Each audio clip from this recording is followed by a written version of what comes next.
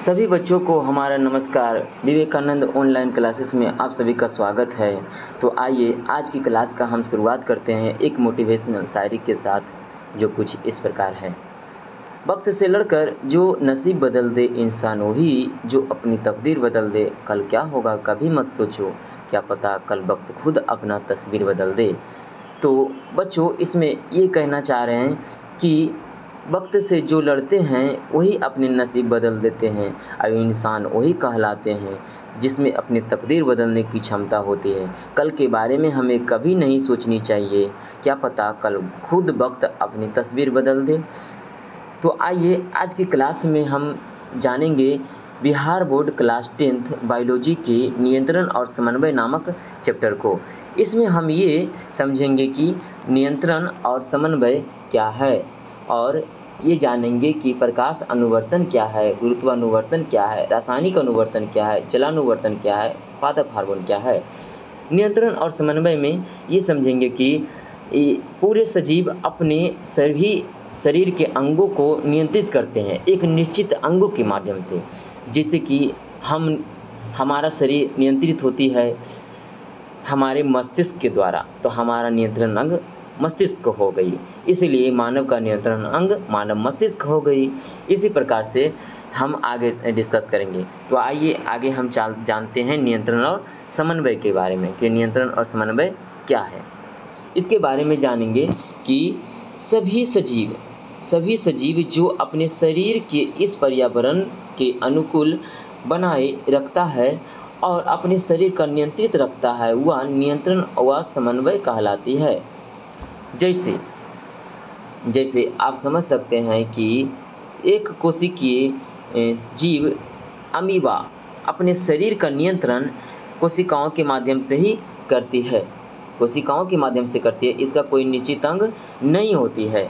तथा बहुकोशिकीय मानव अपने शरीर का नियंत्रण मस्तिष्क के द्वारा करती है। जैसे कि मानव अपने शरीर का नियंत्रण अपने मस्तिष्क के द्वारा ही करती है।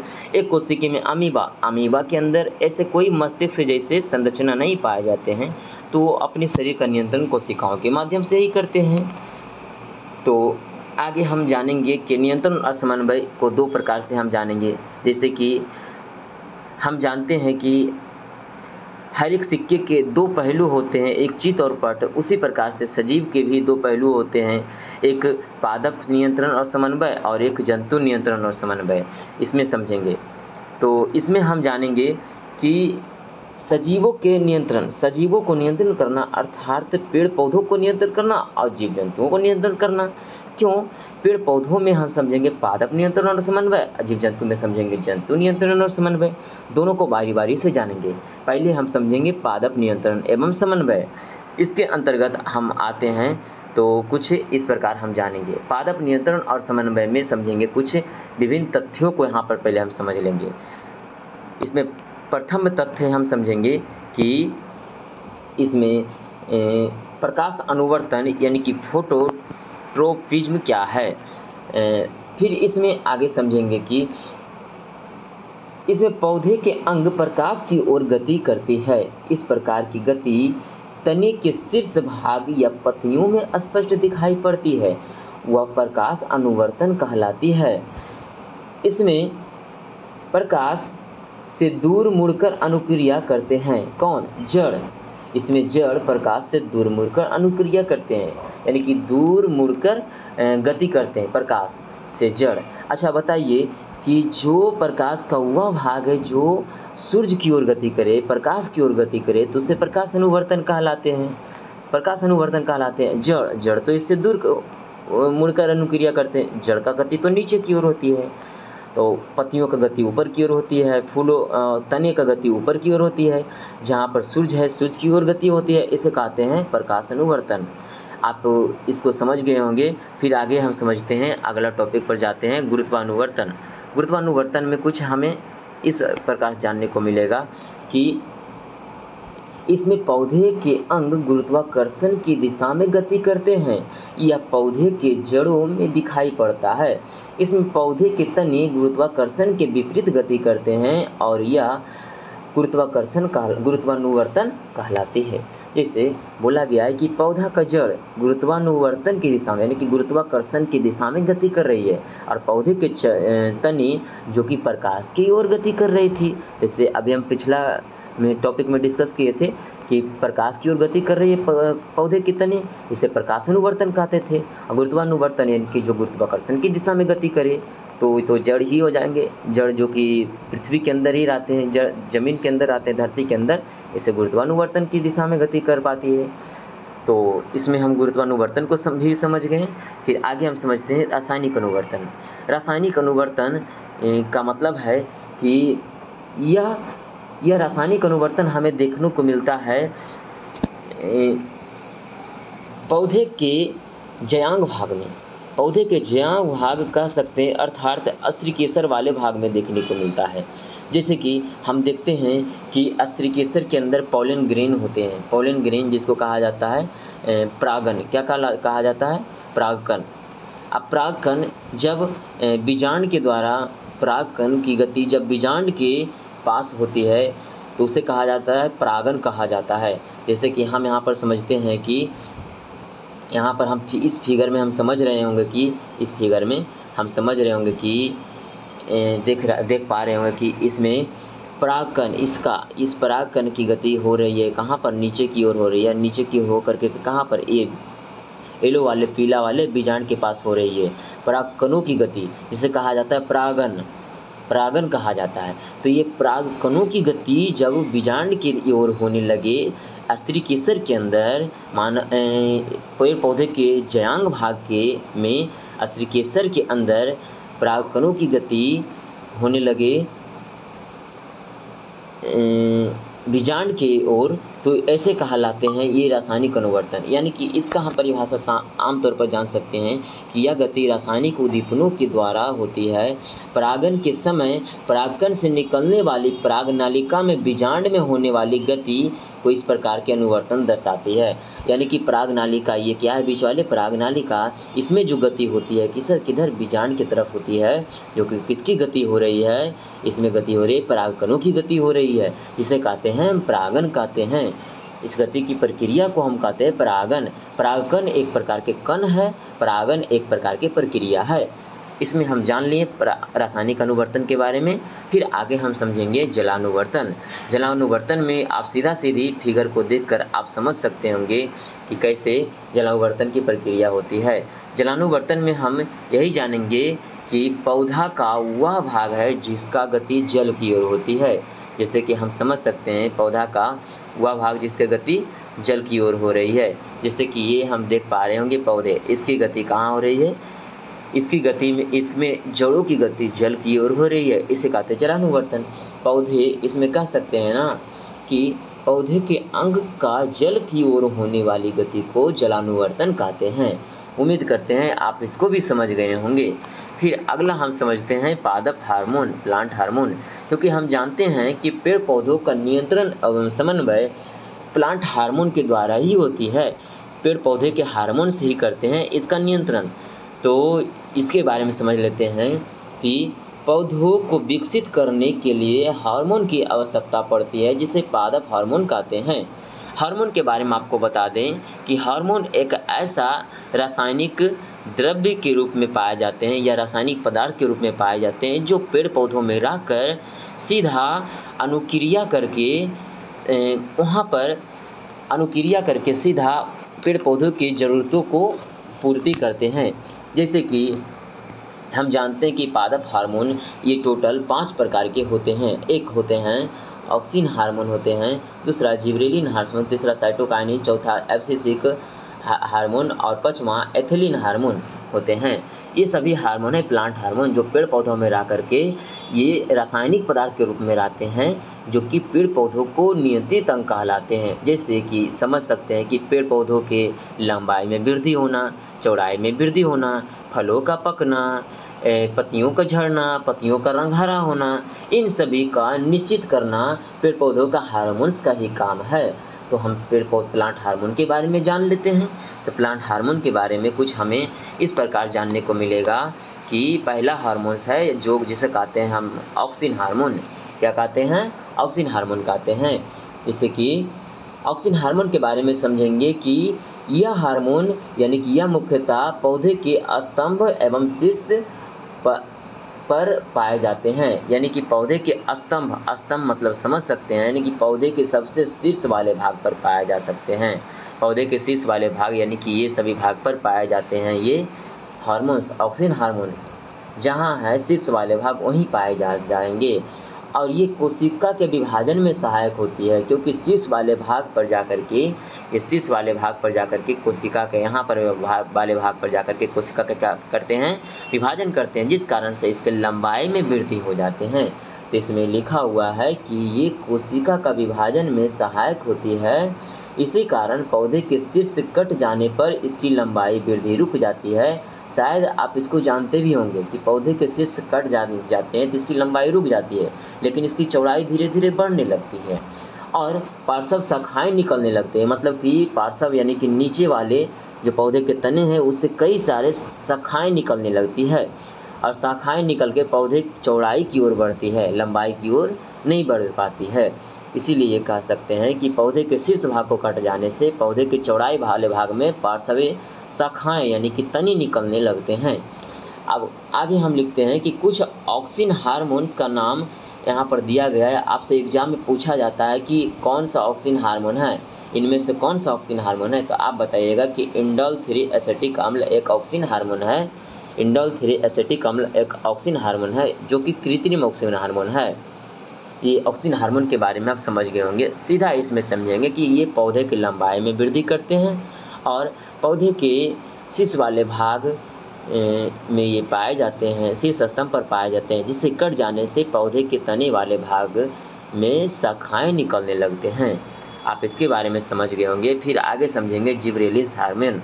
जिबरेलिस हार्मोन के बारे में हम ये जानेंगे, जैसे कि आप देख सकते हैं इस फिगर में आपको पता चलता होगा कि जिबरेलिस हार्मोन क्या है। फिगर में आपको पता चल रहा होगा कि जिबरेलिस हार्मोन क्या है।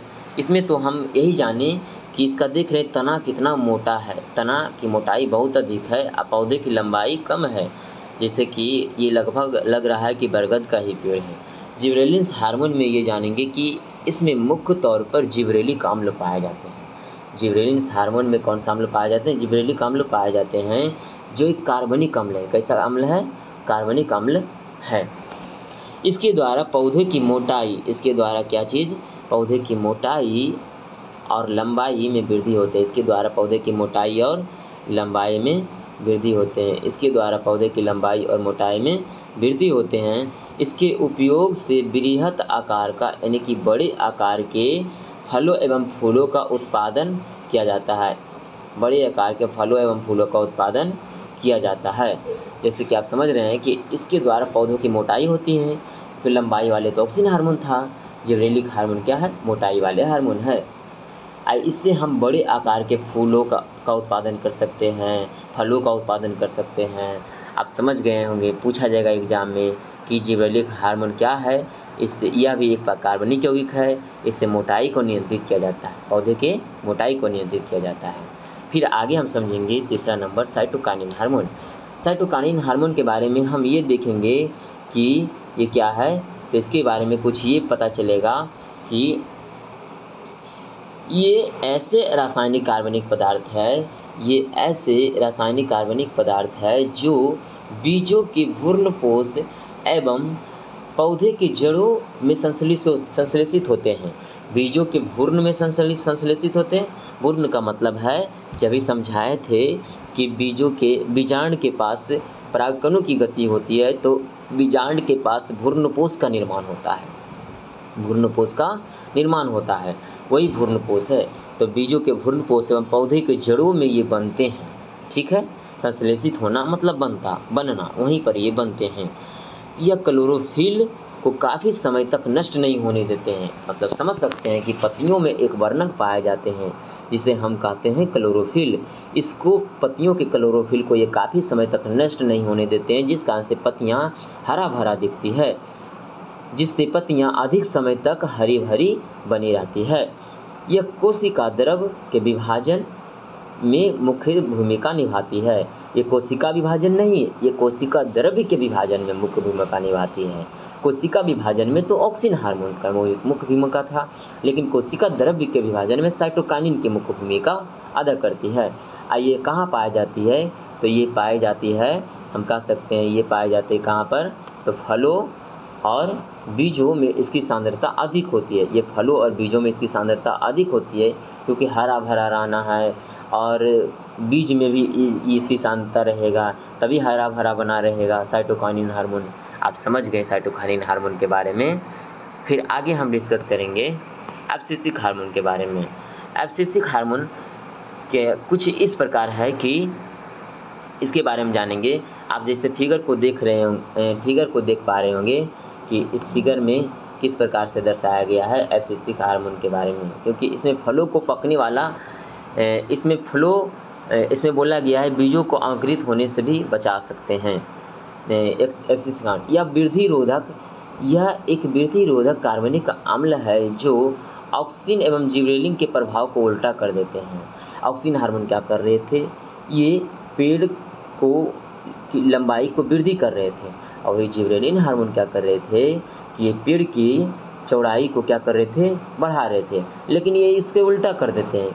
नहीं, ये यदि एब्सिसिक हार्मोन ये नहीं रहेंगे तो पेड़ की लंबाई अनियंत्रित बढ़ते रहेंगे, उसकी लंबाई बढ़ते रहेगी, कभी रुकेगी ही नहीं। फिर एक समय ऐसा आएगा कि पेड़ की लंबाई इतनी बड़ी हो जाएगी, इतनी बड़ी हो जाएगी कि पेड़ खुद ब खुद गिर जाएगा ज़मीन पर। इसीलिए जिबरेलिक हार्मोन और ऑक्सिन हार्मोन के प्रभाव को ये उल्टा कर देते हैं। आपसे पूछा जाएगा एग्जाम में कि ऑक्सिन और जिबरेलिक के प्रभाव को उल्टा कौन करते हैं? तो एब्सिसिक हार्मोन। कौन सा हार्मोन? Abscisic hormone. फिर यह एक ऐसा रासायनिक यौगिक है जिसे किसी भी पौधे पर छिड़कने पर शीघ्र ही पत्तियां मुरझा जाती हैं। इस रासायनिक यौगिक को पौधे की पत्तियों पर छिड़कते हैं तो वो क्या हो जाती है? पौधे की पत्तियां मुरझा जाती है। क्या होती है? मुरझा जाती है। यह कलियों में वृद्धि और बीजों के अंकुरन में रोकता है। ये कलियां जो वृद्धि होता है, पौधे की कलियां जो निकलते हैं, वो जो वृद्धि होते हैं उसे वृद्धि और अंकुरन को रोकते हैं। या जब कभी बीज के रूप में रखे रहते हैं तो बीजों के अंकुरन में रोकते हैं। जैसे कि पेड़ों में फल लगे, पेड़ों में यदि फल लगे तो फल में बीज होंगे ही, तो वो बीज को अंकुरित होने से बचाते हैं। वो बीज अंकुरित नहीं हो पाते, उस सभी बीज को अंकुरित होने से बचाते हैं एब्सिसिक एसिड। यह कोशिका विभाजन के अवरुद्ध कार्य करती है, यानी कि कह सकते हैं यह कोशिका विभाजन नहीं करवाती है, बल्कि ये कोशिका विभाजन को करवाने से रोकती है।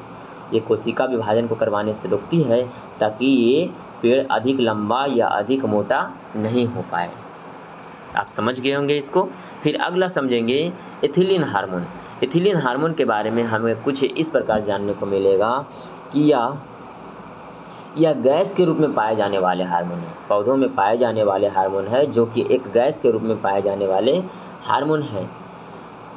यह खासकर वैसे उच्च वर्ग के पौधे में पाए जाते हैं जो प्रतिकूल परिस्थितियों में रहते हैं और फूलों और फलों, पत्तियों तथा जड़ों में पाए जाते हैं।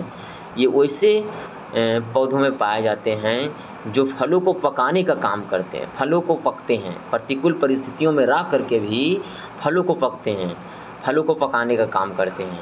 वो सब पौधों में ये पाए जाते हैं।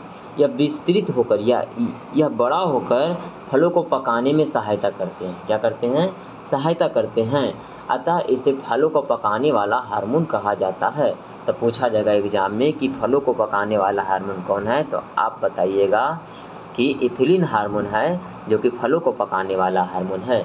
कृत्रिम रूप से फलों को पकाने वाला हार्मोन एसिटिलीन हार्मोन को कहा जाता है, एसिटिलीन गैस को कहा जाता है, क्योंकि ये जो गैस है इससे कृत्रिम रूप से फलों को पकाया जाता है। आप शायद जानते होंगे कि मार्केट से खरीद के लाते हैं कार्बेट, इसको कहा जाता है कैल्शियम कार्बाइड। क्या कहा जाता है? Calcium carbonate. कैल्शियम कार्बोनेट पर जब जल छिड़कते हैं तो एसिटिलीन गैस निकलती है। तो जब भी हम किसी भी फल को पकाने के रूप में रखते हैं, कहीं पर भी पकाने के रूप में रखते हैं, तो उसमें हम क्या कर देते हैं? कुछ कार्बेट को रख देते हैं, यानी कि कैल्शियम कार्बोनेट को उसको रख देते हैं और वायु में नमी की मात्रा रहती है जिसमें नमी की मात्रा में जल की मात्रा है और वही जल की मात्रा मिल जाते हैं कार्बोनेट के साथ और वो बना लेते हैं एसिटिलीन गैस। क्या बना लेते हैं? Acetylene gas. और एसिटिलीन गैस बना करके वही गैस फल को पकाते हैं। जो फल को तोड़ कर रखते हैं वो कृत्रिम रूप से पकाते हैं। वो तोड़े हुए फल को कृत्रिम रूप से पकाते हैं, उसे कहते हैं एसिटिलीन गैस। आप समझ गए होंगे इसके बारे में। फिर इससे आगे अगले क्लास में हम डिस्कस करेंगे नियंत्रण और समन्वय, मानव नियंत्रण और समन्वय के बारे में, जीव जंतुओं के बारे में डिस्कस करेंगे अगले क्लास में। आज के क्लास यहीं तक। आप सभी को बहुत बहुत धन्यवाद इस क्लास में बने रहने के लिए। आप अगली क्लास में भी बने रह सकते हैं। अगली क्लास बहुत ही जल्द आप लोग के सामने प्रस्तुत होगी। बहुत बहुत धन्यवाद आप सभी लोगों को।